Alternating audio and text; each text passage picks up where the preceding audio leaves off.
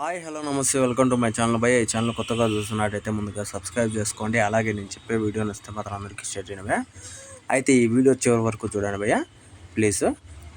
అయితే ఈరోజు మన మ్యాటర్ వచ్చేసి దేవరా సినిమా గురించి చాలా నెగిటివ్గా అయితే సోషల్ మీడియాలో అయితే అసలు ట్రైలర్ వచ్చిన కాడి నుంచి ఎంత నెగిటివ్గా చేస్తున్నారంటే, ఇప్పుడు ఎవరన్నా కానీ సినిమా గురించి తెలియనోడైతే ఖచ్చితంగా వీళ్ళ మాటలు అయితే నమ్మేసి సినిమాకే పోకూడదు అనే రేంజ్లో ఫిక్స్ అయిపోతారు భయ్య.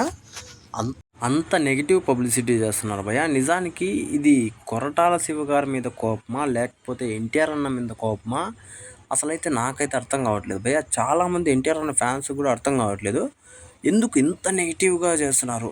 ఇప్పుడు మనము చాలా సినిమాలు నాకు తెలిసినంత వరకు ఎన్టీఆర్ అన్న సినిమాలకి ఇంత నెగిటివ్గా చేయడం నాకు తెలిసి ఇదే ఫస్ట్ టైం అనుకుంటా.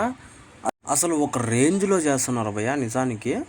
అయితే ఇంకో పక్క వచ్చేసి సినిమా మీద వీళ్ళు ఎంత నెగిటివ్గా చేసినా కూడా ఒక పాజిటివ్ వైపుతో అసలు యూఎస్ఏలో ఇప్పటివరకు దాదాపు 40,000 టికెట్లు సేల్ అవ్వడం ఏంది అంటే ఫ్యాన్ షోకి అంటే ప్రీమియర్ షోకి 40,000 టికెట్లు బుక్ అవ్వడం ఏంది, వీళ్ళు చేస్తున్న పబ్లిసిటీ ఏంది అసలు ఎవ్వరికి అసలు మైండ్కి చిక్కట్లేదు భయ ఈ సినిమా.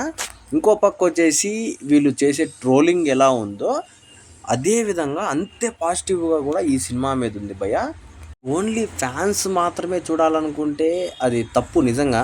అసలు చాలామంది అయితే వెయిట్ చేస్తున్నారు భయ్య దేవరా సినిమా కోసం. అది కూడా నాకు ఇప్పుడిప్పుడే తెలుస్తుంది ఈ విషయం. చాలామంది అంటే కొంతమంది ఆచార్య సినిమా లాగా ఉంది సేమ్ యాజ్ ఈజ్ దింపేసినారు అనే వాళ్ళ కోసం నిజంగా వాళ్ళని ఎట్టి పరిస్థితుల్లోనూ మనం ఏంటి మార్చలేం భయ్య.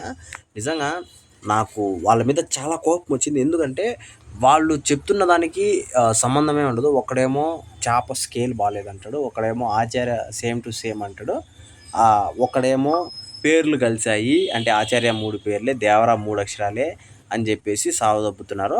అసలు ఏది తప్పు అంటే ఎక్కడో తప్పు సహజంగా జరుగుతుంది ఏ సినిమాకైనా. ఆ తప్పును కూడా వదిలేసి వాళ్ళు నెగిటివ్ పబ్లిసిటీలు చేస్తున్నారంటే ఇంకా దీంట్లో తప్పే లేదు, కానీ మనం సృష్టించాలా అనే టైపులో అయితే చేస్తున్నారు భయ్య. నిజంగా ఇది చాలా తప్పని చెప్పొచ్చు. అలాగే ఎన్టీఆర్ అన్నకి పోయేది ఎంటికి కూడా లేదని చెప్పొచ్చు.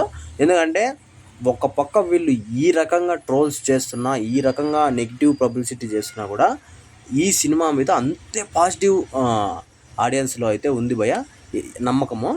ముందు చెప్పినట్లు ఓన్లీ ఫ్యాన్స్కి మాత్రమే కాదు చాలామందికి అసలు మామూలు ఆడియన్స్ అందరికీ అసలు సినిమా లవర్స్ అందరికి కూడా ఒక రేంజ్లో అయితే ఈ సినిమా మీద అంచనాలు అయితే ఉన్నాయి భయ్య. మరి చూడాలి ఎలా ఉంటుంది అని చెప్పేసి. 27వ తారీఖున ఒక భూకంపాన్ని అయితే మనం చూస్తాం థియేటర్లో అని మాత్రం నాకు అనిపిస్తుంది భయ్య. ఎందుకంటే వీళ్ళు ఇచ్చే నెగిటివిటీకి ఒక పక్క వస్తున్న పాజిటివ్కి నాకు తెలిసినందుకు ఇలానే ఉంటుంది అని చెప్పేసి నేనైతే అనుకుంటున్నాను భయ్య.